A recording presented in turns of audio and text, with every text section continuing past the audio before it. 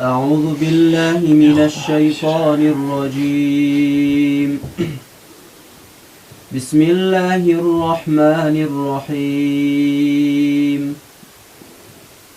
عسى ربكم أن يرحمكم وإن عدتم عدنا وجعلنا جهنم للكافرين حصيرا.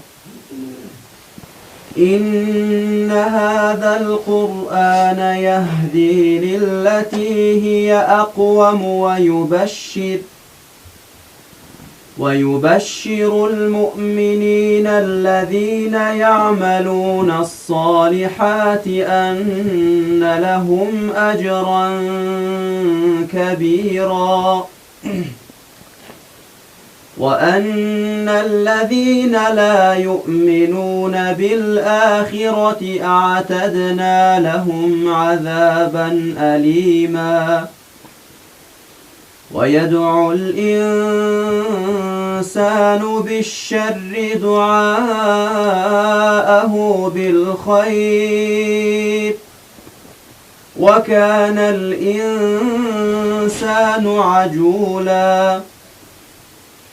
وجعلنا الليل والنهار آيتين فمحونا آية الليل وجعلنا آية النهار مبصرة لتبتغوا فضلا من ربكم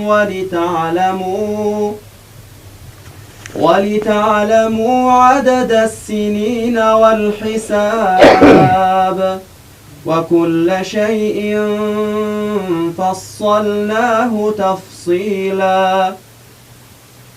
وكل إنسان ألزمناه طائره في عنقه ونخرج له يوم القيامة كتابا يلقاه منشورا. اقرأ كتابك كفى بنفسك اليوم عليك حسيبا.